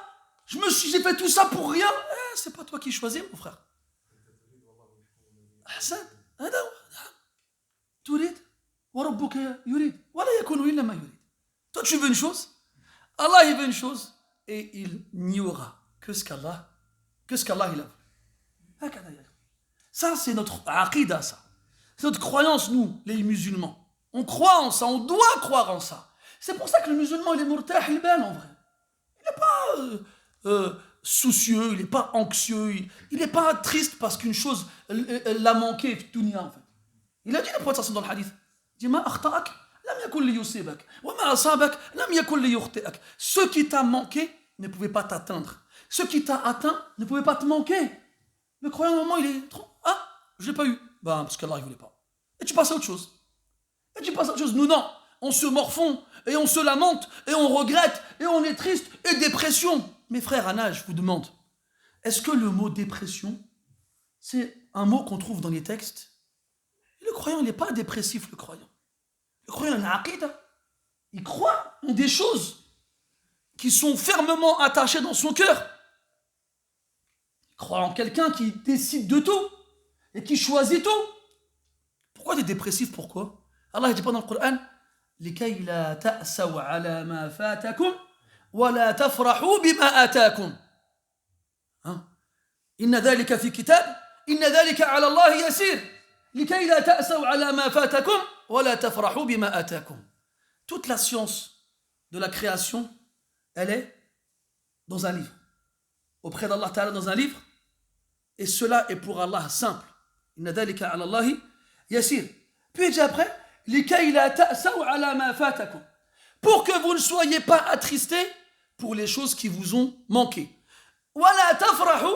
Ni être trop joyeux pour les choses qui vous ont eu, qui vous ont touché, qui vous ont atteint. Parce que tu sais que tu ne vas pas avoir une chose sans qu'Allah ne l'ait voulu. Tu ne vas pas rater une chose sans qu'Allah ne l'ait voulu. Et donc, pourquoi alors tu te mets dans cet état-là? Le croyant, tout ce qui lui arrive, c'est un bien pour lui. حديث صهيب الرومي في صحيح مسلم قال النبي صلى الله عليه وسلم عجبا لأمر المؤمن إن أمره كله له خير وما ذاك إلا للمؤمن إن أصابته سراء شكر فكان خيرا له وإن أصابته ضراء صبر فكان خيرا له كل ما يصيبه من خير ومن شر في حقه خير لأنه مؤمن بقضاء الله وقدره راض به مستسلما له. Comme dans le hadith de Abu Yahya Suhayb al-Rumi radiyallahu anhu, le prophète dit sallallahu alayhi wa sallam, l'affaire du croyant, elle est étonnante. Le croyant, il est étonnant. Pourquoi? Parce que tout ce qui lui arrive, pour lui, c'est un bien. Et regarde bien ce qu'il dit. وَمَا ذَاكَ إِلَّا لِمُؤْمِنٍ. Mais ça, c'est que pour le croyant, le vrai croyant. Kamilul iman. Quoi qu'il lui arrive, celui qui a la foi réelle, complète, totale, quoi qu'il lui arrive, c'est un bien pour lui. S'il lui arrive un bien, il est reconnaissant. Et ce sera alors un bien supplémentaire pour lui. Et s'il lui arrive un mal, il sera endurant. Et ce sera alors un bien supplémentaire pour lui. Parce que celui qui est reconnaissant face au bien, Allah lui rajoute. Et celui qui est endurant face au mal, Allah il le récompense. Tu gagnes tout le temps, mon frère. Pourquoi t'attrister? Pourquoi? Quoi qu'il se passe, et garde en tête qu'Allah Ta'ala veut pour toi le bien, plus que tu ne le veux pour toi-même. Alors quand quelque chose te manque, dis-toi, attends, si Allah il m'a privé de cette chose-là, c'est que ce n'était pas un bien pour moi. Donc sois reconnaissant. D'où tu es dépressif, toi? Galek, maintenant, ce n'est pas les musulmans qui vont chez les psychologues, c'est des psychologues musulmans. Pour les musulmans. Ah, moi je ne comprends pas. C'est marrant parce qu'ils nous font de la psychologie spéciale pour les musulmans, mais avec la tariqa des mustashriqin, enfin plutôt des ashab, des ahl al-sharq. Ils nous font de la psychologie pour les musulmans, mais avec une psychologie occidentale. À quoi elle sert en fait? Moi je ne comprends pas. Hein. Excusez-moi, mais le mieux placé pour être psychologue chez les musulmans, c'est un imam, ou c'est un savant, c'est quelqu'un qui a de la science. Quelqu'un qui va parler aux musulmans avec un khitab shar'i, avec un discours religieux, avec Qala Allah, Qala Rasoul, pas Freud et je sais pas qui d'autre encore là. Ou là, Alfred, ou la Manarf, comment ils s'appellent ces gens-là là. Non, ils sont là, oui, j'ai un cabinet, psychologie musulmane. Ah ouais, et qu'est-ce que tu vas me dire? Ça dépend, fais-moi un dessin. Dessine-moi un arbre. Et naam, Voilà, il marche comme ça. Hein. Moi, je suis jamais allé, on m'a déjà dit. Hein. Qu'est-ce que tu fais dans un cabinet de psychologue musulman? On donne une feuille, on te demande de faire un dessin. Ah ouais, tu dessines quoi? Je dessine un arbre. Véridique, quelqu'un m'a dit ça. Je me suis assis chez un psychologue, et il m'a donné une feuille. Il m'a dit, qu'est-ce que je dois faire avec ça? Dessine un arbre. Ah, d'accord. Alors, après, c'est pas un Picasso. Il est plus Picassiette que Picasso. Hein. Et il dessine un arbre. Un arbre vite fait, tiens, un trait comme ça, des traits en haut, des traits en bas. Ah, il dit, tu vois, toi, t'as des problèmes avec tes parents. Ah non, mes parents, alhamdoulilah, c'est le grand amour, ils m'aiment, je les aime, on s'aime, on est ensemble tous les jours, on se fait des bisous, il n'y a pas de problème. Non, t'as un problème avec tes parents. Il y a quelque chose avec tes parents. Non, de quoi tu tiens ça? Dans ton arbre, les racines, elles sont petites. Il dit, depuis que je suis en maternelle, je dessine les arbres comme ça. Moi. J'ai jamais dessiné les arbres différemment que ça. Tu vois, jusqu'au bout, il dit, non, qu'est-ce que c'est que ça, là? Qdoura, les psychologues musulmans, là. Oui, mais de quelle façon il est là le problème? Je veux bien, c'est normal. Le meilleur moyen d'avoir des informations de la part du patient, c'est de lui poser des questions. Pourquoi tu veux absolument interpréter des dessins? Parce qu'en fait, eux, ils font parler le subconscient, Zama. Tu vois? Le subconscient, même le conscient, il ne sait pas ce qu'il raconte sur son subconscient, on va dire ça. C'est du gros n'importe quoi. Ça, moi j'appelle ça les opportunistes. On a aujourd'hui, chez les musulmans, un tas d'opportunistes dont le nombre ne peut pas être limité. Dans tout, les écoles, les pompes funèbres, les médecins, mais qu'est-ce qui vous arrive en fait? Oui, Mohim. Dans tous ces domaines-là, dès qu'on voit qu'il y a moyen de faire de l'argent, allez, on se lance tous. Le coaching ou là, je sais pas quoi, ça s'appelle un coaching, je sais pas quoi là. Mon Seba. Et les gens, ça qui est extraordinaire quand même, c'est que ça marche. C'est les gens, ils payent 300 € la formation pour apprendre à interpréter un arbre. Moi, donne-moi un grec, je te l'apprends. Je suis pas gourmand. Enfin si, mais à la kulihal, c'est un gros problème ça, dans lequel on est aujourd'hui. C'est une catastrophe. Et les gens, ils sont tellement perdus qu'ils y vont. Il y en a un, il a proposé une umrah spéciale mariage. Tu viens avec ta femme, fais une umrah, et je vous fais une formation, comme ça vous aurez un couple, masha'Allah. Achète le truc. Pourquoi tu fais pas ça à la mosquée? Tout simplement.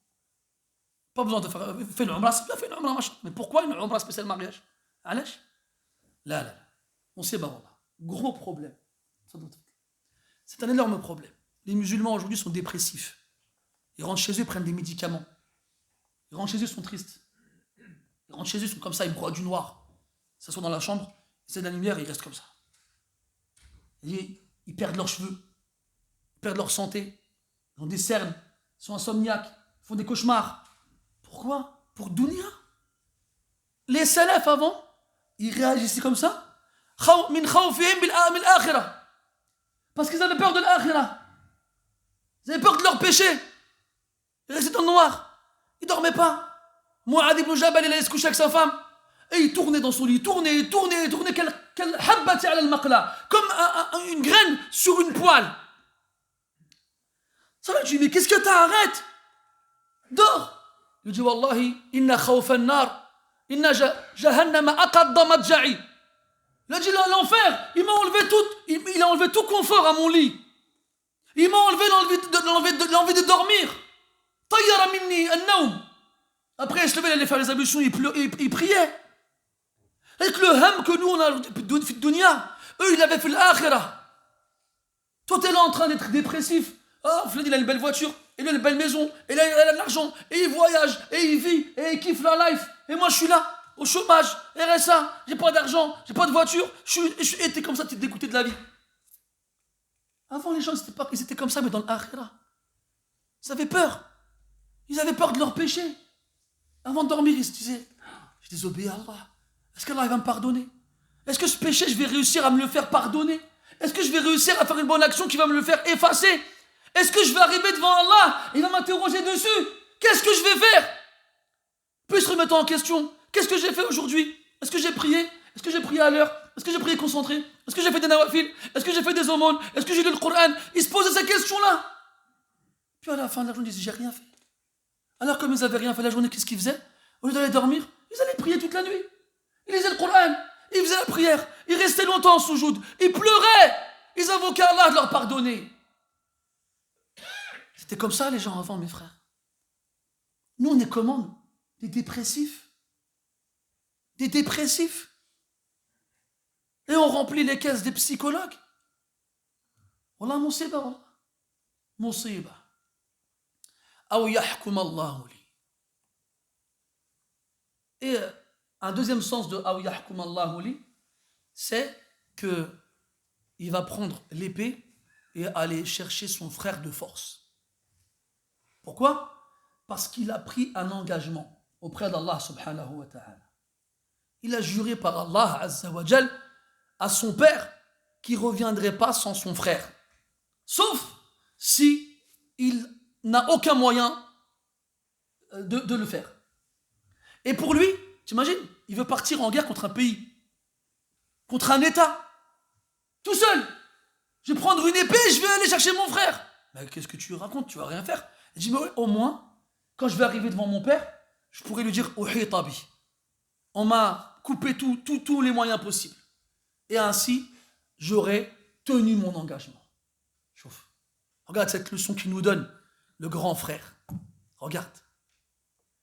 Aw yahkum Allahu li wa huwa khayrul hakimin. Wa huwa khayrul hakimin. Khayru man adal. Wa khayru man hakam. فلا يظلم الناس شيئا ولا يظلم أحدا ولا يظلم عنده أحد فاليوم لا تظلم نفس شيئا إن الله لا يظلم الناس ولكن الناس أنفسهم يظلمون إن الله لا يظلم مثقال ذرة إلى غير ذلك. وفي الحديث قال سبحانه وتعالى يا عبادي إني حرمت الظلم على نفسي. الله سبحانه وتعالى الفعال لما يريد العظيم الكبير المتعالي القوي العزيز المتين يحرم على نفسه الظلم سبحانه وتعالى ويقول كذلك إن رحمتي تسبق غضبي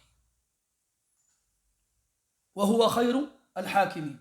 وفي آخر التين وفي سورة هود قال أو في هود وأنت أحكم الحاكمين. وفي آخر التين أليس الله بأحكم الحاكمين حكمه عدل محض لا يعتريه ظلم بوجه من الوجوه. وهذا الذي يجب أن يعتقده جميع المسلمين رجالا ونساء.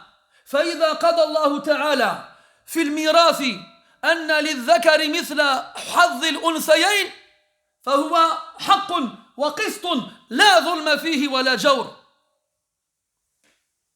وإذا قضى الله تعالى أن شهادة المرأتين تعدل شهادة الرجل الواحد فهو حق وحكم وقسط وعدل لا ظلم فيه ولا جور. فلا وربك لا يؤمنون حتى يحكموك فيما شجر بينهم ثم لا يجدوا في أنفسهم حرجا مما قضيت ويسلموا تسليما وهو خير الحاكمين. أفحكم الجاهلية يبغون ومن أحسن من الله حكما لقوم يوقنون فأين اليقين يا أيها المسلمين يا أيها المسلمون عفوا. Puis le verset finit avec وهو خير الحاكمين.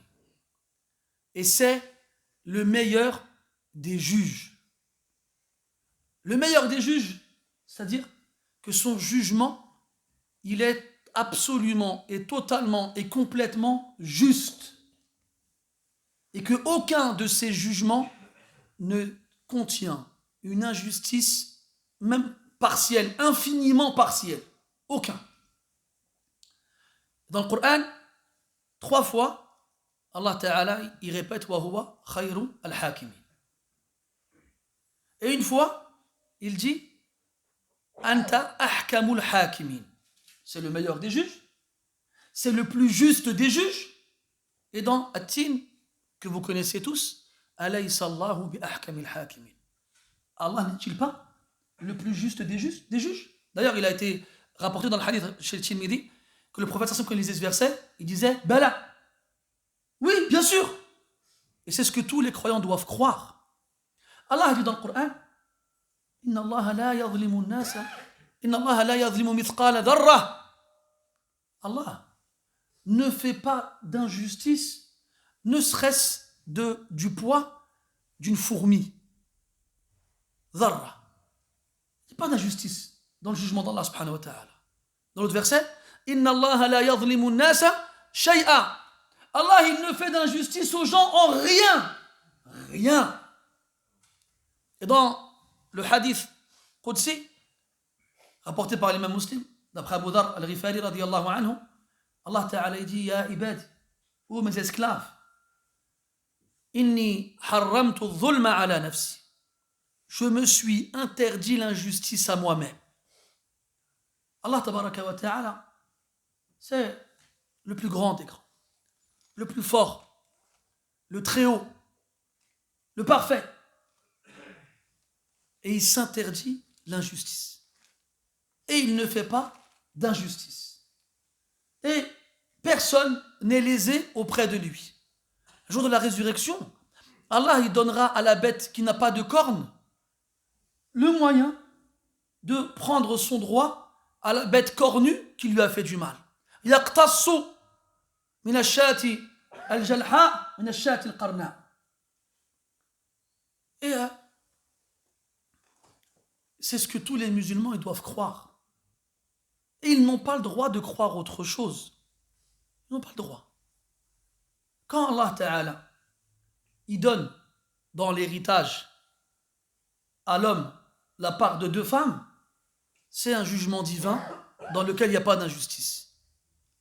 Quand Allah Ta'ala il donne au témoignage de 2 femmes l'équivalent du témoignage d'un homme, c'est un jugement divin.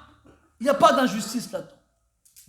Il est strictement interdit aux croyants, lorsqu'on lui indique un des jugements d'Allah, de croire qu'il est injuste. De croire qu'il est injuste. C'est interdit. Le faire, croire qu'un jugement d'Allah il est injuste, annule irrémédiablement ta foi. Ta foi, elle s'anéantit sur le champ. Allah, il a juré sur lui-même qu'on ne croira pas tant qu'on ne reviendra pas à Allah et à son messager comme juge dans nos conflits personnels. Et que lorsque le jugement il est donné, on se doit de s'y soumettre et de l'accepter et de ne pas ressentir en soi-même de la gêne vis-à-vis du jugement donné. Tu n'as pas le droit. C'est un croyant. Tu dis la ilaha illallah, tu dis Allahu Akbar, tu dis amantu billah, tu n'as pas le droit. Mais nous aujourd'hui, à une époque, des musulmans disent non, c'est pas juste.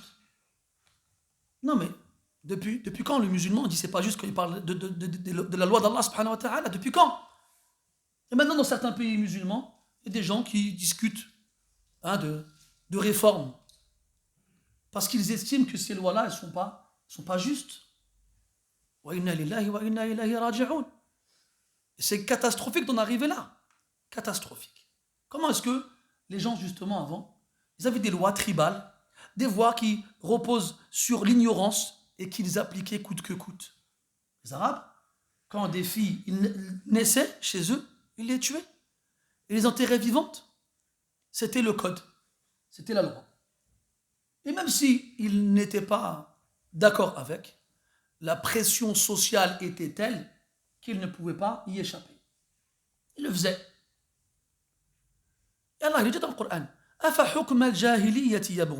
est-ce qu'ils préfèrent le jugement, la loi de l'Jahiliya, de l'époque anté-islamique qui plongeait dans l'ignorance? Qui est meilleur qu'Allah en jugement pour des gens doués de certitude? Si vraiment nous les croyants, on est sûrs et certains qu'Allah il nous a créés et qu'Allah il nous a créés pour l'adorer et qu'Allah il va nous juger, si vraiment on est sûr et certain de ça, on a l'obligation de croire que sa loi est la meilleure. On n'a pas d'autres alternatives. Non, on ne dit pas d'autres alternatives. D'autres choix, on n'en a pas. وَمَنْ أَحْسَنُ مِنَ اللَّهِ حُكْمًا لِقَوْمٍ يُوقِنُونَ. C'est dans le Coran, mes frères. C'est dans le Coran. Soit on efface le Coran, soit on l'efface du cœur des croyants, et on ne pourra faire ni l'un ni l'autre. Tant que fait de dunya, il y a des croyants qui apprendront le Coran et qui le réciteront, ça restera. C'est un des moyens avec lesquels Allah Ta'ala préserve le Coran. Inna nahnu nazzalna dhikra wa inna lahu lahafidhun. Bal huwa ayatun bayyinatun fi suduri alladhina utul ilm wa ma yajhadu bi ayatina illa adh-dhalimun. Ce sont des versets clairs dans la poitrine de ceux à qui la science a été donnée et ne renie nos versets et nos signes que les injustes. Wa huwa khayrul hakimin. قال بعدها ولم يزل الكلام لأخيهم الكبير روبيل ارجعوا إلى أبيكم فقولوا يا أبانا إن ابنك سرق وما شهدنا إلا بما علمنا وما كنا للغيب حافظين واسأل القرية التي كنا فيها والعير التي أقبلنا فيها وإنا لصادقون. بعد أن تكلم كبيرهم جعل يلقنهم ما ينبغي لهم أن يقولوه لأبيهم عند عودتهم إليه. ارجعوا إلى أبيكم. أما أنا فقد قلت سابقا أنني لن أبرح هذه الأرض فلم أزل بها مقيما ولن أرجع إلى أبي إلا بعد إذنه وإلا بعد قضاء حكم الله بعد حكم الله سبحانه وتعالى. Là, dans le verset suivant, c'est toujours Roubil qui parle. C'est toujours le grand frère, le plus grand de la fratrie. Il dit Irji'u ila abikum. Retournez auprès de votre père. Ce qui appuie ce qu'il a dit précédemment, comme quoi il ne quittera pas cette terre. Il y restera résident tant que son père ne lui aura pas permis de revenir, ou tant que le jugement d'Allah n'aura pas eu lieu s'il est différent de ce qu'il a voulu faire lui. Donc moi je reste, vous partez. Irji'u ila abikum. Ya'muruhum. Yatakallamu fihim awwalan. Ya'muruhum wa yulaqinuhum. Hada sha'nu al-kabir. Bayna al-nas. Regardez le grand frère, la place qu'on lui donne dans la fratrie. C'est lui qui prend la parole en premier. Et là, il leur donne un ordre. Irji'u ila abikum. Allez, rentrez chez votre père. Restez pas ici. Ça sert à rien de rester, partez. Moi je reste. Et après, il leur dicte ce qu'ils devront lui dire en arrivant à destination. Faqulu, dites-lui. Yulaqinuhum. Regardez la considération qu'on donne aux grands frères ou aux grands. ولكن يجب أن يكون أهلا لهذا الفضل. Mais il faut aussi qu'il soit digne de ce rang qu'on lui donne. Quand aujourd'hui tu vois une fratrie où le grand il ne se distingue pas du petit, quel haq il a celui-là en fait? Quel mérite il a par rapport aux autres en fait? Tu vas voir dans certaines familles aujourd'hui, le grand frère des fois il a 30 ans, il a 40 ans. Il est là, chez papa, maman, mardam, il fait rien. Le petit frère, mashallah, qafis. Il a fini sa qraya, ses études, il travaille, il s'est marié, il a pris son appartement, il a des enfants, ou le kbir mazal, naas. Et le grand, il est encore à la maison, il fait rien. Travaille, khidma ma kaynash. Ah bon, gars, nas khidma, rien ta ma khidmamsh. Tout le monde travaille sauf toi. Ouais, mais t'as vu, j'ai pas de chance, on m'a fait un aïn, je crois. Ouais, bien sûr. C'est vrai que toi, gars, nas chef une fille hein? C'est vrai que toi, t'es tellement extraordinaire que les gens te regardent comme ça. Qu'est-ce que t'as de spécial en fait? T'es chauve, t'es gros, t'as pas de dents. Pourquoi? Pourquoi? Il est là.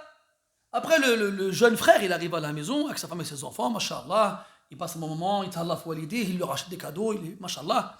Le grand frère, il vient, il dit hé, toi là, respecte-moi, je suis ton grand frère. T'es sérieux? Toi, je vais te respecter, toi? C'est le tqli l'houd. Va, clé l'houd. Moussaba, wallah. À quel respect t'as le droit en fait? Auquel respect? À quel respect t'as le droit? Tu devrais raser les murs. Tu devrais m'appeler grand frère, toi. C'est toi qui devrais m'appeler grand frère. Donc ce fadl qui revient au grand, il doit être mérité, pardon. Il doit être mérité. Donc si le grand frère, il dit à ses petits frères, hey, faites comme ça, faites pas comme ça, répétez après moi, il doit le mériter. Aujourd'hui, comme je vous l'ai dit, il y a des gens qui ne veulent pas grandir. Ils ne veulent pas grandir. Il a eu une ambiance dans sa jeunesse, 20 ans, 30 ans plus tard, il n'a pas changé, c'est le même. La même chose. Pareil. ويقبح بالفتى فعل التصابي وأقبح من ذاك شيخ قد تفتى. يا أخي, si un jeune qui fait des caprices de bébé, c'est laid à voir. Tu sais, les bébés, quand ils pleurent parce qu'ils veulent quelque chose, ça marche quand ils ont 3 ans, 4 ans. Imagine quelqu'un de 10 ans, il fait pareil. Tu fais quoi là? T'es un bébé ou quoi? Alors imagine un mec de 30 ans, 40 ans, il fait des trucs de quelqu'un qui a 15 ans, 20 ans. Non. Tu sais, la crête. Imagine-moi, tu me vois demain avec une crête comme ça. Là. Non, imagine pas. Imagine, voilà, hop, je viens avec un maillot du PSG, je me teins un sourcil en blond. Je dis, qu'est-ce que tu fais? Regarde ta barbe là. Ça se fait pas. Correspond à l'image que tu donnes en fait. Non, en fait, toi tu veux faire le jeune, mais tout ce que tu vas gagner, c'est perdre toute crédibilité auprès des autres. Donc si tu veux être respecté, respecte-toi en premier. Et agis conformément à ton âge et à ton état. Alam ta'lamu. Non, ça l'a déjà dit. Irji'u ila abikum faqulu ya abana inna ibnaka saraq. Retournez auprès de votre père et dites-lui ya abana inna ibnaka saraq. Oh notre père, ton fils a volé. Ton fils a volé. كيف؟ inna ibnaka saraq.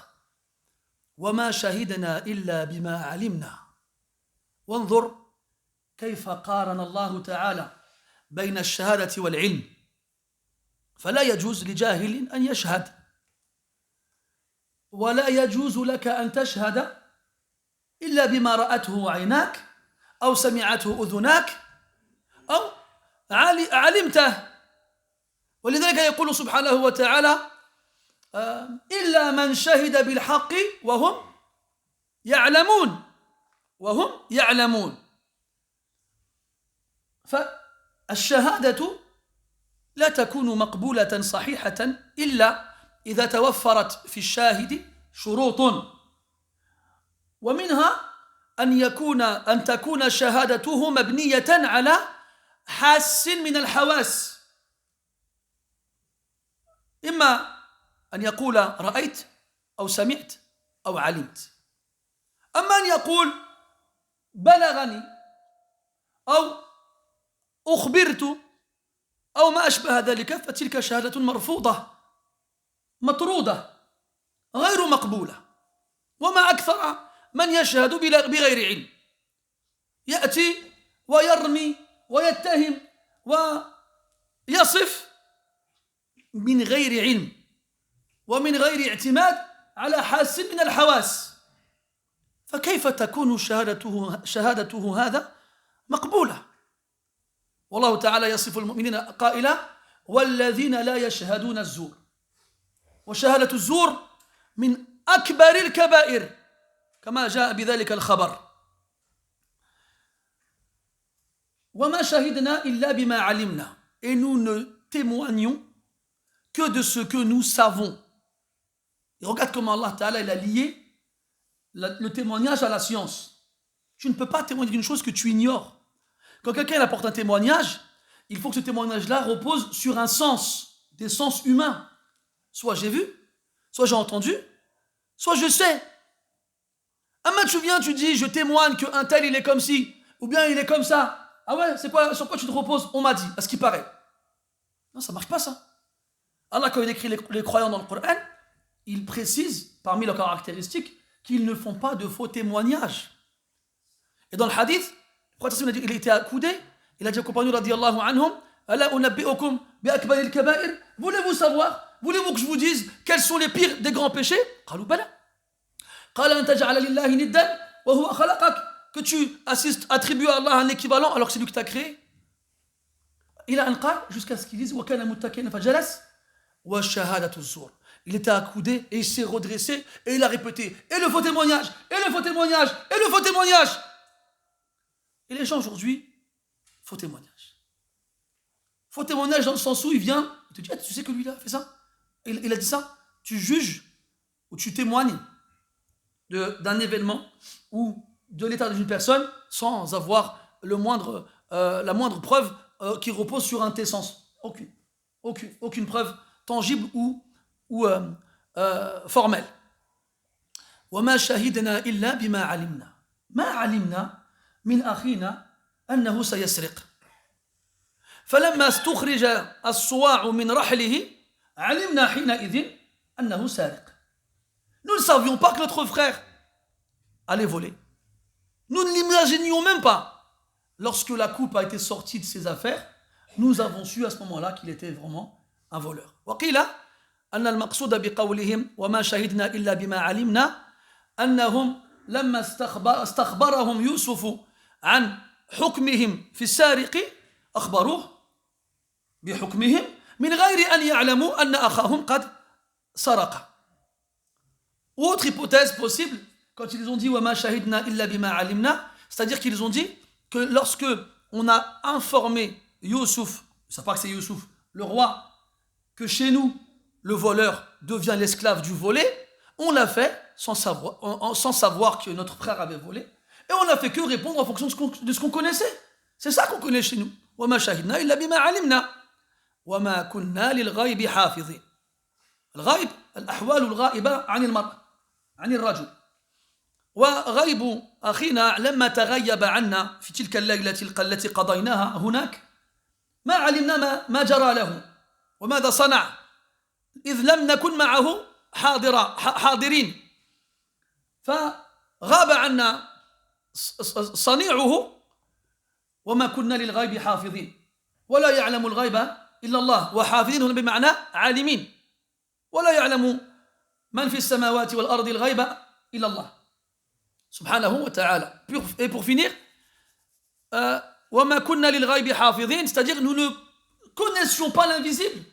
On n'était pas avec notre frère cette nuit qu'on a passé là-bas, on ne sait pas ce qu'il a fait, on ne pouvait pas savoir qu'il avait volé. Donc quand on a dit que chez nous le voleur, il devenait esclave du volé, on ne pouvait pas savoir qu'il avait fait ça. Nous ne connaissons pas l'invisible, nous ne savons pas ce qui se passe quand on est absent. Il n'y a qu'Allah subhanahu wa ta'ala dans les cieux, il n'y a personne dans la création d'Allah, dans les cieux ou sur terre, qui connaît l'invisible. Il n'y a qu'Allah subhanahu wa ta'ala qui le connaît. وللحديث بقية نؤجله إلى الدرس المقبل إن شاء الله تعالى. ربنا لا تزغ قلوبنا بعد إذ هديتنا وهب لنا من لدنك رحمة إنك أنت الوهاب. يا مقلب القلوب ثبت قلوبنا على دينك ويا مصرف القلوب صرف قلوبنا على طاعتك. سبحانك اللهم وبحمدك أشهد أن لا إله إلا أنت نستغفرك ونتوب إليك وصلى الله على نبينا محمد وعلى آله وأصحابه وسلم والحمد لله رب العالمين وبارك الله فيكم.